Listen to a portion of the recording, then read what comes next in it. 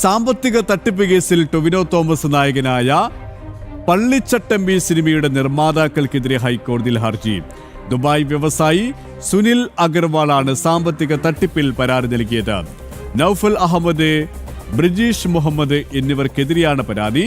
കോടികൾ കടം വാങ്ങി വഞ്ചിച്ചെന്നാണ് പരാതി. ഹർജി തിങ്കളാഴ്ച വീണ്ടും പരിഗണിക്കും. ഇവരുമായി രേഷ്മ ബാബു ചേരുകയാണ്. രേഷ്മ, പള്ളിച്ചട്ടമ്പി എന്നല്ല ടൊവിനോ തോമസ് നായകനായി എത്തുന്ന ഏറ്റവും പുതിയ സിനിമയുടെ നിർമ്മാതാക്കൾക്കെതിരെയാണ് ഇപ്പോൾ പരാതി നൽകിയിരിക്കുന്നത്. പ്രധാനമായും ഈ പരാതിയിലെ ആരോപണങ്ങൾ എന്തൊക്കെയാണ്?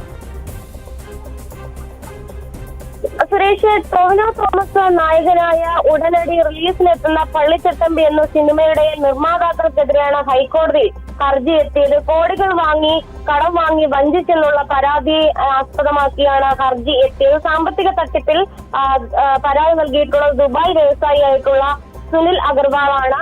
ദുബായിൽ നേരത്തെ അറസ്റ്റ് വാറന്റ് ഉൾപ്പെടെ നിലനിൽക്കുന്നു എന്നും അതുകൂടാതെ തന്നെ വ്യാജ പാസ്പോർട്ടിലാണ് ഈ പറയുന്ന നിർമ്മാതാക്കൾ ഇന്ത്യയിലേക്ക് കടന്നതെന്നുമാണ് ഹർജിക്കാരൻ പ്രധാനമായിട്ടും ആരോപണമായിട്ട് ഉന്നയിച്ചിരിക്കുന്നത്. അതുകൂടാതെ തന്നെ ഈ കള്ളപ്പണം തടയൽ നിയമപ്രകാരം കേസെടുക്കാനായിട്ട് കേന്ദ്ര ഏജൻസികൾക്ക് ഹൈക്കോടതി നിർദ്ദേശം നൽകണമെന്നുള്ള ആവശ്യവും ഹർജിയിൽ ഉന്നയിച്ചിട്ടുണ്ട്. സിനിമയുടെ റിലീസ്, അതായത് വേൾഡ് വൈഡ് റിലീസ് ഏപ്രിൽ 10-നാണ്. ആ റിലീസ് തടയണമെന്നുള്ള ഒരു ഇടക്കാല ആവശ്യം കൂടി ഹർജിയിൽ ഉന്നയിക്കപ്പെട്ടിട്ടുണ്ട്. അത് മാത്രമല്ല, നിലവിൽ ഈ ഹർജി ഹൈക്കോടതി പരിഗണിക്കുകയും ചെയ്തിട്ടുണ്ട്.